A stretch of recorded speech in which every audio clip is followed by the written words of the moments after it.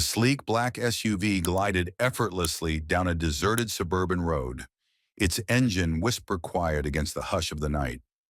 Inside, Andrea Miller, a poised and self-assured black woman of 40, exhaled deeply, allowing herself a rare moment of peace after a long and grueling day. By title, she was the director of the FBI, one of the most powerful figures in American law enforcement. But tonight, she wasn't Andrea Miller, the leader. She was simply Andrea, a woman eager to shed the weight of responsibility, settle into her sanctuary, and lose herself in the pages of a novel.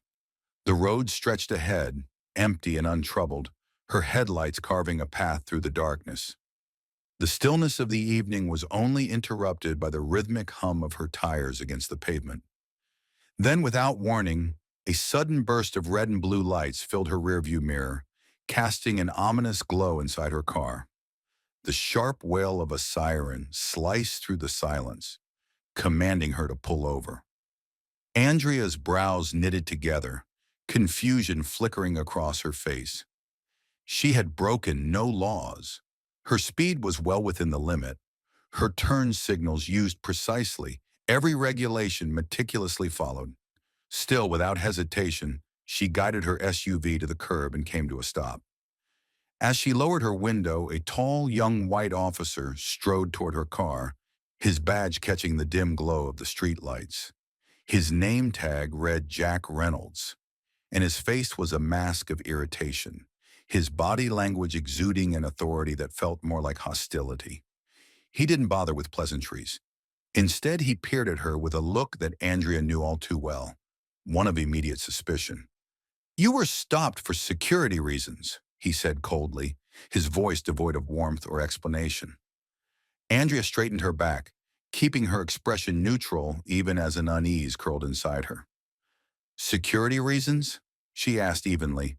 "Is there an issue with me or my vehicle?" Jack ignored her question, his gaze scanning the interior of her SUV as if searching for an excuse. "License and registration," he demanded, his tone clipped. She hesitated briefly, the familiar sting of indignation rising in her chest.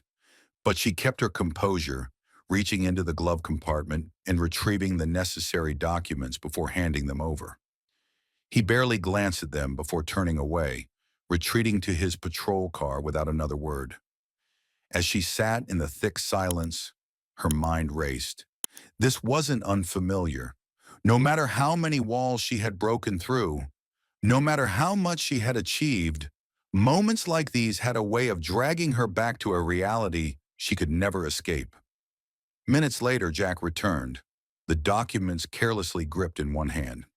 "I need to see your ID," he demanded, his voice sharper, more insistent. Andrea's brow arched. "My registration and license are valid," she said evenly. "I've complied with the law. Why do you need additional identification?" Jack smirked, crossing his arms. "You've got a suspicious attitude," he said, his tone dripping with condescension. "A car like this? Someone like you? It doesn't add up." Andrea's grip on the steering wheel tightened. She had heard variations of this before, too many times to count, but she refused to let anger dictate her next move. "Suspicious?" she repeated, her voice measured. "On what grounds?"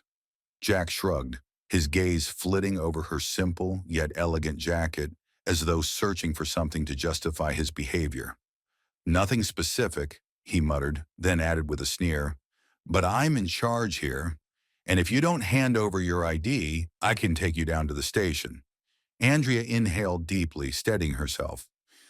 "Officer, your request is unlawful," she said, her voice calm but firm. "I have provided all the documentation required by law. Unless you have a legitimate reason, I will not be presenting additional identification." Jack's expression darkened, his irritation bubbling over. "Don't tell me how to do my job," he snapped. "People like you shouldn't challenge authority."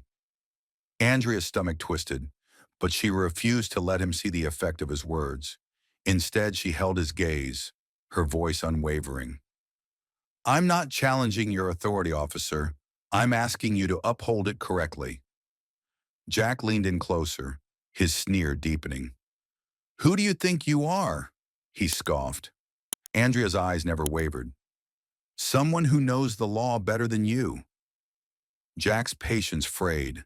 His fingers drifted near his holstered weapon, a deliberate display of power. "You're walking a thin line here, lady," he threatened. "If you don't cooperate, I won't hesitate to use force." Andrea's heart pounded, but she refused to let fear dictate her actions. "You're proving my point," she said steadily. "This is an abuse of power." Jack slammed a hand onto the roof of her car. "Do you know who you're talking to?" he barked. "I am the law." Andrea's voice remained cool. "And I am someone who enforces it at the highest level." Without another word, she reached for her phone, raising it deliberately. Jack's eyes narrowed. "What are you doing?" he snapped. Andrea pressed a number on speed dial, "Calling someone who outranks you." As the call connected, she spoke with crisp authority. "This is Andrea Miller.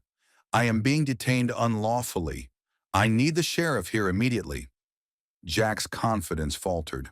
Who, who are you calling?" he stammered. She didn't answer.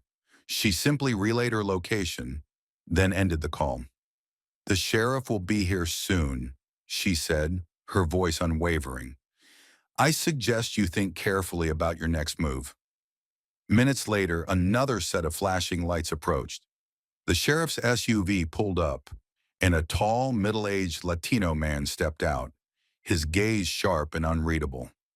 "Reynolds," Sheriff Ethan Morales called, his voice firm. "What the hell is going on here?" Jack stiffened. "Sir, she refused to cooperate." "Lower your tone," Morales cut in, his eyes flicking between Jack and Andrea. "And step away from your weapon." Jack hesitated, then obeyed. Morales turned to Andrea, recognition dawning in his face. "Director Miller?" he said in disbelief. Jack's face drained of color. "Director?" he echoed weakly. Morales' expression hardened. "Do you have any idea what you've done?" he demanded. "You stopped, harassed, and threatened the director of the FBI without cause." Jack opened his mouth, but Andrea silenced him. "It doesn't matter who I am. What matters is that you thought you could get away with it." Morales nodded grimly. "Reynolds, return to the station. We'll deal with you later." As Jack retreated, Morales turned back to Andrea. "Director, I can't tell you how sorry I am." Andrea exhaled, the tension finally loosening. "Make sure it doesn't happen to anyone else." Morales met her gaze. "You have my word." Andrea's voice was firm, unwavering as she held her ground. Even as Sheriff Morales reassured her of his commitment to justice, she knew this was far from over. Tonight had been a battle won, but the war against systemic injustice and the unchecked abuse of power was only beginning. What had transpired on that quiet suburban road did not remain confined to its shadows for long. Within hours, the footage of the confrontation had spread like wildfire across social media. The grainy, shaky clips captured everything. The condescending tone of Officer Jack Reynolds, his veiled threats, and the moment he unholstered his firearm in a blatant act of intimidation. The world watched, and the outrage was immediate. By morning, the headlines were impossible to ignore. FBI director harassed at gunpoint by local officer, abuse of power sparks outrage in small town. News anchors dissected the incident, legal analysts debated the implications, and the public voice roared with fury. Advocacy groups, civil rights leaders, and prominent figures across the country issued blistering condemnations. The message was clear. This was not an isolated event. It was a symptom of a much deeper, more insidious disease, one that had plagued communities for generations. Sheriff Ethan Morales felt the weight of the scandal pressing down on him. His department's reputation, his own credibility, and the trust of the community were all on the line. At a hastily arranged press conference, he stepped before a sea of reporters, cameras flashing, microphones poised to capture his every word. His face was solemn, his voice steady but burdened. "Good morning," he began. "Last night, an incident occurred involving one of our officers, Jack Reynolds, and FBI Director Andrea Miller. I want to make it absolutely clear. The actions of Officer Reynolds were unacceptable and do not reflect the values of this department." The murmurs among the press grew louder, questions poised on the tip of every journalist's tongue, but Morales raised a hand for silence. "I have launched a full internal investigation," he continued. "Effective immediately, Officer Reynolds has been placed on administrative leave. After personally reviewing the body camera footage, I can confirm that there were clear violations of protocol. This investigation will be thorough. It will be transparent. And above all, it will be fair." The press conference ended in a flurry of questions, but Morales had said what needed to be said. Now it was time to act. Later that day, Andrea Miller faced the cameras, composed as ever.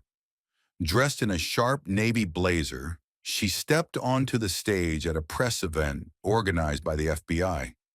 The room fell silent as she approached the microphone, her presence alone commanding attention. "First, I want to extend my gratitude to those who have reached out in support," she began, her voice even but charged with emotion. "But let me be clear, what happened last night was not an anomaly. It was a glaring reminder of the systemic abuse of power and discrimination that continues to infect our institutions." Her words hit hard. The silence in the room was thick with tension. "This is not just about me," she continued, her gaze sweeping across the audience. "It is about ensuring that no one, regardless of race, gender, or status, lives in fear of those who are sworn to protect them. Accountability must be the standard, not the exception." A wave of applause erupted, echoing through the room. As the days passed, the firestorm of outrage only intensified. Investigations into Jack Reynolds' conduct uncovered damning evidence. His body camera footage painted an unfiltered picture of arrogance and abuse. His voice, captured in chilling clarity, sneered through the speakers. "People like you shouldn't question the law." The public reaction was swift and merciless. Hashtags like #Justice for Andrea and #End Police Abuse flooded social media. Civil rights organizations seized the moment, pushing for national reform. Jack Reynolds, now stripped of his badge, became a symbol of everything broken in the system. In a fleeting attempt at damage control, he issued a public apology. "I made a mistake," he stammered, his voice hollow. "I let my judgment be clouded by my own biases, and for that, I'm sorry." But the words did little to quell the anger that had already taken root. Sheriff Morales, under immense pressure, acted swiftly. His department underwent sweeping changes, mandatory anti-bias training, strengthened accountability measures, and body cameras for every officer. He stood before the community resolute. "This isn't just about correcting one failure," he said. "It's about rebuilding trust, creating a culture of integrity, and doing better. For everyone." Andrea, though grateful for the progress, knew this was only the beginning. She had been thrust into a position far greater than herself. Invitations poured in for conferences, universities, leadership summits. People wanted to hear her speak, to learn from her resilience. At one such event, she stood before a room of eager young professionals. "What happened to me is not unique." One evening, as Andrea sat in her office reviewing reports, she opened an unmarked envelope. Inside, a handwritten letter simply read, "Because of you, I found the courage to stand up for myself. Thank you for showing us what leadership looks like." Andrea leaned back in her chair, exhaling deeply. For every letter, every handshake, every quiet thank you, she felt the weight of the fight ahead. The road was long, the battle relentless, but she was ready. Months later, she returned to that small town where it had all begun. She met with Sheriff Morales, who outlined the changes his department had undergone. Standing outside the station, he extended his hand. "Thank you, Director Miller," he said sincerely, "for holding us accountable, for pushing us to be better." Andrea took his hand, her grip firm. "This isn't just your fight, Sheriff," she said. "It's all of ours." As she drove away, the past few months weighed heavy on her mind. The victory was real, but the fight was far from over. The war against injustice was relentless, but so was she.